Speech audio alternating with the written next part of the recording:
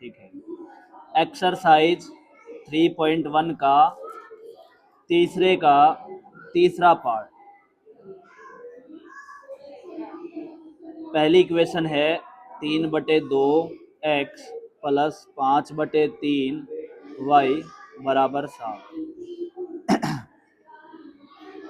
अगर आपको ये इक्वेशन भारी लगती है या तो आप इसको डायरेक्ट सोल्व कर सकते हो या फिर मैं आपको दूसरे तरीके से भी समझाऊंगा। दोनों तरीके से मैं आपको ये समझाने वाला हूँ। दूसरी इक्वेशन है 9x माइनस 10y बराबर 14।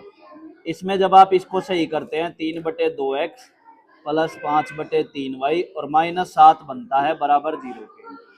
यहाँ से हम क्या प्राप्त करेंगे, a1 की वैल्यू हमारे पास आएगी 3/2, b1 की वैल्यू आएगी हमारे पास 5/3 और c1 की वैल्यू आएगी -7।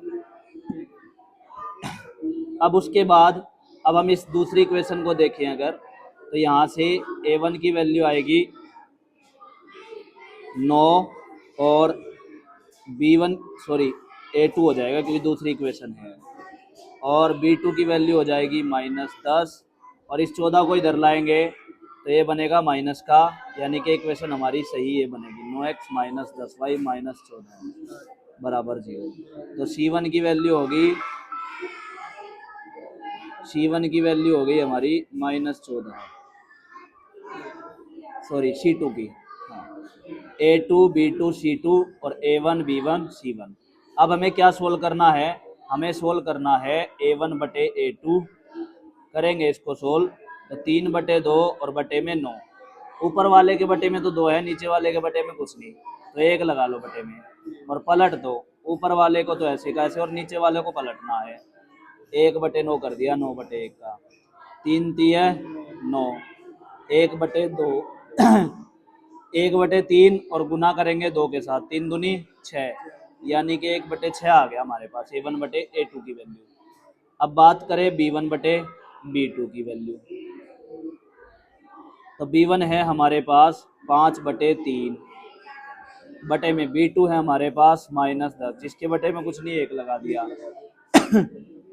अब क्या करेंगे, पलट देंगे, 5/3 गुना माइनस का 1/10, 5 दूनी 10 माइनस का 1/3 दूनी 6 माइनस का 1/6 आ गया। a1/a2 इज इक्वल नहीं है b1/b2 के।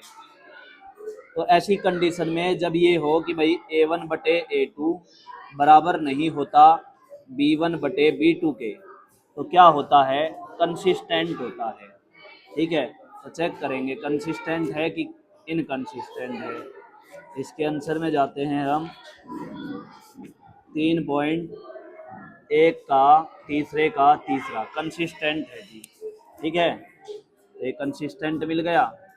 अब जिन बच्चों को बटे वाला सोल्व करने में प्रॉब्लम होती है तो उनके लिए हम दूसरे तरीके से बता देते हैं।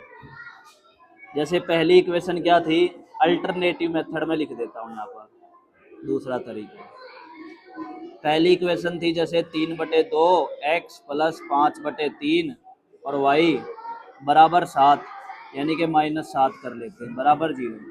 अब ऐसी कंडीशन में नीचे 2 और 3 है, तो 2 और 3 की आपस में गुना करें तो 6 बनता है, ये कह लो 2 और 3 का एलसीएम 6 होता है। ठीक है, ऐसे भी सोल्व कर सकते हो आप, 2 और 3 का, 2 एकम 2, 3 का 3, ऐसे कैसे 3 एकम 3 आ गया। ठीक है, तो यहाँ पर 2 तिये 6 एलसीएम आ गया, तो 6 के साथ पूरी इक्वेशन की गुना कर दो। यहाँ पे हम 6 से गुना कर देंगे तो क्या आएगा, 6 गुना 3/2 x प्लस 6 गुना 5/3 y माइनस 6 गुना 7 बराबर 0 गुना 6। 2 से काटेंगे, 2 तिये 6, 3 तिये 9x प्लस 3 दूनी 6, 2 पंजे 10y माइनस 6 सत्ते 42 बराबर 0। यहाँ से हमें a1 प्राप्त होता है 9, b1 प्राप्त हो गया 10 और c1 प्राप्त हो गया -42। ठीक है, अब दूसरी इक्वेशन देखते हैं क्या है जी। ठीक है, दूसरी इक्वेशन कहती है कि 9x माइनस का 10y माइनस का 14 बराबर 0। तो यहाँ से A2 प्राप्त हुआ 9 और B2 प्राप्त हुआ -10 और C2 प्राप्त हुआ -14।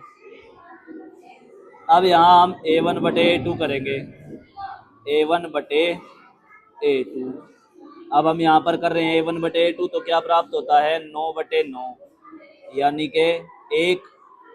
अब B1 बटे B2 चेक करते हैं, तो क्या आया 10 बटे -10, तो क्या आया -1। यहाँ से पता लगा कि भाई A1 बटे A2 और B1 बटे B2 बराबर नहीं है। तो ऐसी कंडीशन में क्या होगा, जब बराबर नहीं हो तो कंसिस्टेंट। ठीक है, जो मेथड आपको सही लगे आप उससे कर सकते हैं। Thank you, bye bye.